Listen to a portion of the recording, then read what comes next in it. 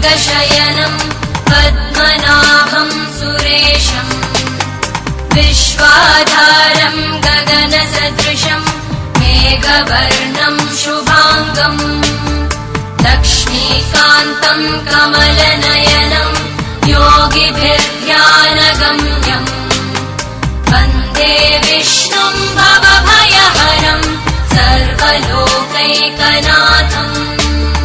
वन्दे विष्णुं भवभयहरं सर्वलोकैकनाथम् शान्ताकारं भुजगशयनं पद्मनाभं सुरेशं विश्वाधारं गगनसदृशं मेघवर्णं शुभांगं लक्ष्मीकान्तं कमल